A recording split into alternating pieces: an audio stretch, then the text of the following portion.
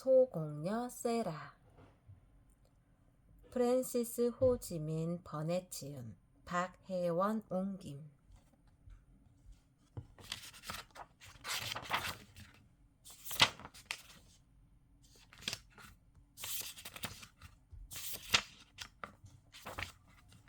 제1장 세라. 어느 어둑어둑한 겨울날 누런 안개가 자욱하게 내려앉아 런던 거리들이 밤처럼 가로등을 밝히고 상점 진열장이 환하게 가스 불빛을 내뿜던 날, 묘한 표정의 어린 소녀가 아버지와 함께 마차에 앉아 넓은 도로를 천천히 지나가고 있었다. 아이는 두 무릎을 단정히 모으고 앉아서 한 팔로 자신을 감싸 안은 아버지에게 기대어 창밖으로 스쳐 지나가는 사람들을 가만히 내려다 보는데, 커다란 두 눈에 아이답지 않은 묘한 사념이 엿보였다. 그렇게 어리고 작은 아이의 얼굴에서 그런 표정을 보리라고는 아무도 생각하지 못했다. 12살짜리가 그런 표정을 지어도 조숙하다 했을 텐데 세라쿠르는 고작 7살이었다. 하지만 사실 세라는 줄곧 특이한 것들을 꿈꾸고 생각했으며 어른들과 어른들의 세상에 대한 생각이 머리에서 떠난 적이 없었다. 그래서인지 아이는 자신이 아주 오랜 세월을 살아온 듯한 기분마저 느꼈다. 이 순간 세라는 아버지 쿠르데위와 함께 분베이에서 배를 타고 떠나왔던 여정을 떠올리고 있었다. 커다란 배 위에 조용히 이리저리 오가던 동인도인 라스카르, 뜨거운 갑판에서 뛰놀던 아이들, 그리고 굳이 말을 붙여서는 자신이 무슨 말만 하면 놀리듯이 웃어대던 몇몇 젊은 장교 부인들까지.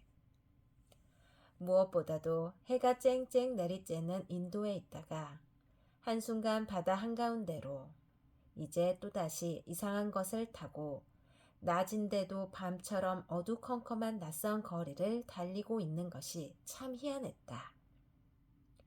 세라는 너무도 어리둥절해서 아버지에게 더 바짝 몸을 기댔다. 아빠. 세라는 어딘가 비밀스럽게 작은 목소리로 속삭이다시피 불렀다. 아빠. 크루데위는 아이를 더 꽉 당겨 안으며 얼굴을 내려다 보았다. 왜 그러니 얘야? 우리 세라가 무슨 생각을 하는 걸까? 세라가 아버지를 꼭 끌어안으며 소곤거렸다. 여기가 거기예요? 맞아요, 아빠? 그래, 세라, 그렇단다. 드디어 다 왔구나. 세라는 7살밖에 되지 않았지만 아버지의 대답에서 슬픈 마음을 읽을 수 있었다. 아버지는 세라가 늘 거기라고 부르는 곳에 대해 벌써 여러 해 전부터 마음의 준비를 시켰다. 세라는 자신을 낳자마자 돌아가셨다는 어머니에 대해서 기억이 전혀 없어서 보고 싶은 마음도 없었다. 젊고 잘생기고 다정다감한 부자 아버지가 세라에게는 세상에 단 하나 남은 혈육인 듯 했다. 아버지와 딸은 언제나 함께 놀았고 서로를 아꼈다. 아버지가 부자인 건 사람들이 세라가 듣는 줄 모르고 자기들끼리 속닥이는 말을 들어서 알게 되었다. 그들은 세라도 크면 부자가 될 거야 라고 말했는데 아이는 그게 무슨 뜻인지 잘 몰랐다. 세라는 태어날 때부터 아름다운 저택에서 살았고 자신을 미스 사이브라고 부르며 살람식으로 고개를 조아려 인사하고 뭐든 마음대로 하게 해주는 많은 하인들 곁에서 자랐다. 장난감과 애완동물과 자신을 떠받드는 아야 사람들도 많았다. 그래서 세라는 이런 것들을 가지면 부자라고 어렴풋이 알았을 뿐 딱 거기까지가 세라가 아는 전부였다. 짧은 생애를 살아오는 동안 세라를 괴롭힌 문제는 딱 하나였다. 그건 바로 언젠가 아버지가 자신을 거기로 보낼 거라는 사실이었다. 인도는 아이들이 지내기에 기후가 썩 좋지는 않아서 부모들이 되도록 빨리 아이들을 다른 곳으로 보내곤 했는데 대체로 영국의 학교였다. 세라는 다른 아이들이 떠나는 걸 보았고 아이들이 편지를 보내면 부모들이 그 이야기를 나누는 소리도 들었다. 세라는 자신도 떠날 거라는 걸 알았다. 그래서 아버지가 항해나 낯선 나라의 이야기를 들려주면 귀가 솔깃해서 듣다가도 거기에 가면 아버지가 곁에 없을 거라는데 생각이 미치면 아주 슬퍼졌다. 5살 때는 이렇게 묻기도 했다. 아빠, 거기 나랑 같이 가면 안 돼요? 아빠도 학교에 가면 안 돼요? 아빠가 공부하는 거 내가 도와드릴게요. 아버지의 대답은 늘 한결같았다. 세라야, 넌 여기 오래 있지 않을 거야. 게다가 여자아이들이 아주 많이 있는 좋은 학교니까. 걔들과 같이 놀 수 있지. 아빠가 책도 많이 보내줄게. 넌 쑥쑥 자랄 테니 1년도 안 돼서 똑똑하고 훌륭한 사람이 되어 돌아와 아빠를 돌봐줄 수 있을 거야. 세라는 그 생각을 하면 좋았다. 아버지를 위해 집안일을 하고 아버지와 함께 말을 타고 아버지가 만찬회를 열면 식탁의 상석에 앉아서 아버지와 이야기를 나누고 아버지의 책을 읽고 그거야말로 세라가 세상에서 제일 하고 싶은 일이었다. 영국에 있는 거기로 가야만 그 일들을 이룰 수 있다면 가기로 마음을 먹는 수밖에 없었다. 다른 여자애들한테는 별로 관심이 없었지만 책이 많이 생긴다면 그것으로 위안을 삼을 수 있었다. 세라는 책을 다른 어떤 것들보다 좋아해서 사실 늘 아름다운 이야기를 지어서 혼잣말로 자신에게 들려주곤 했다. 이따금 아버지에게도 들려주었는데 그러면 아버지도 세라만큼이나 그 이야기를 재미있어 했다. 세라가 나긋하게 말했다. 아빠, 이제 다 왔다면 그만 받아들이는 수밖에 없겠는데요. 아버지는 그 나이답지 않는 말에 웃음을 터뜨리며 세라에게 입을 맞추었다. 사실을 말하자면 쿠루데이 역시 아직 이별을 받아들이지 못하고 있었지만 당연히 세라에게는 비밀로 했다. 남다른 어린 딸 세라는 그에게 둘도 없는 친구였다. 이제 인도로 돌아가면 집에 돌아가도 활짝 웃으며 반갑게 맞아주는 사랑스러운 딸 아이를 볼 수 없다고 생각하니 자신의 처지가 외톨이처럼 여겨졌다. 그래서 크루데이는 세라를 품에 더 꼭 끌어안았다. 그러는 사이 마차는 넓고 우중충한 광장으로 접어들었고 줄줄이 늘어선 벽돌 건물 중 한 곳에 멈췄다. 크고 칙칙한 건물의 정문에 반질거리는 황동 간판이 붙어 있었고 까만 글씨가 보였다. 민칭 교장의 명문 여학생 기숙학교. 다 왔다 세라. 크루데이는 애써 활기찬 목소리로 말했다. 그러고는 세라를 번쩍 안아서 마차에서 내려준 뒤 같이 계단을 올라가 초인종을 눌렀다. 훗날 세라는 그 건물이 어쩐지 민칭 교장을 꼭 닮았다는 생각을 자주 했다. 겉은 번듯하게 모양새를 갖춰 그럴듯해 보이는데 속은 음험하다는 점에서 그랬다. 안락의자조차 딱딱한 뼈대를 숨기고 있을 것만 같았다. 복도는 모든 게 딱딱하고 반질반질했다. 구석 괴종시계를 장식한 볼이 빨간 달림 얼굴은 그 빨간 볼에 얼마나 광택칠을 했는지 윤기가 과히 보일 정도였다. 부녀가 안내된 응접실은 사각 무늬가 반복적으로 그려진 양탄자 위에 네모난 의자들이 놓여 있고 육중한 대리석 벽난로 선반 위에 육중한 대리석 시계가 서 있었다. 세라는 딱딱한 마호가니 의자를 하나 골라 앉으면서 재빨리 주위를 둘러보더니 아버지에게 속삭였다. 아빠, 전 여기가 마음에 들지 않아요. 그렇지만 아마 가장 용감한 군인이라도 전쟁이 좋아서 나가는 건 아니겠죠?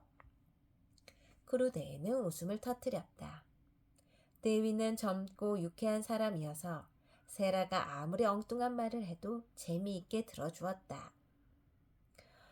우리 세라, 이제 아빠한테 이런 진지한 이야기를 해줄 사람이 없어서 어쩌지? 너처럼 진지하게 말하는 사람은 어디에도 없거든. 그런데 진지한 이야기에 왜 그렇게 웃으세요? 네가 그런 말을 할 때면 정말 재미있으니까 그렇지. 크루데이는 더 크게 웃었다. 그러다가 갑자기 세라를 와락 부둥켜 안고 뽀뽀를 퍼부었다. 웃음기가 싹 가신 그의 얼굴은 금방이라도 눈물이 차오를 것 같은 표정이었다. 바로 그때 민친 교장이 방으로 들어왔다. 세라는 교장이 이 건물과 꼭 닮았다고 생각했다. 키가 크고 따분하고 그럴듯하지만 못생긴 점이 말이다. 그녀는 차갑고 의문스러운 큰 눈으로 차갑고 의문스러운 미소를 과장되게 지었다. 세라와 크루데이를 보자 과장된 미소가 더 크게 얼굴 가득 번졌다. 민친 교장은 대위에게 이 학교를 추천한 부인을 통해 이 젊은 군인에 대해 대단히 마음에 드는 말들을 전해들은 터였다. 가장 귀가 솔깃했던 부분은 부자 아버지인 대위가 어린 딸을 위해서라면 아낌없이 돈을 쏟아부을 거라는 대목이었다. 민친 교장은 세라의 손을 잡고 쓰다듬었다. 이렇게 예쁘고 총만 받은 아이를 맡게 되어 크나큰 영광입니다. 크루데이님. 메레디스 부인께서 남달리 총명한 아이라고 칭찬하시더군요. 저희 학교에서는 영특한 아이야말로 귀중한 보물이랍니다. 세라는 가만히 서서 민친 교장의 얼굴을 빤히 쳐다보았다. 여느 때처럼 별난 생각을 하는 중이었다. 왜 나더러 예쁘다고 하지? 난 조금도 예쁘지 않아. 예쁜 아이는 그레인지 대령님네 딸 이소벨이지. 이소벨은 장밋빛 뺨에 보조개도 있고 긴 금발이니까. 나는 짧은 흑발에 눈도 초록색인데다가 말라서 예쁜 데라고는 전혀 없어. 나보다 못생긴 아이는 본 적이 없는데? 첫마디부터 거짓말을 하다니. 자신이 못생겼다는 건 세라의 오해였다. 아버지의 부대에서 가장 예쁜 아이로 통했던 이소벨 그레인지와 닮은 구석은 없지만 세라에게는 묘하게 사람의 마음을 사로잡는 세라만의 힘이 있었다. 금발은 아니어도 순 많은 까만 머리카락이 끝만 살짝 곱슬거리는 모양이 아주 예뻤다.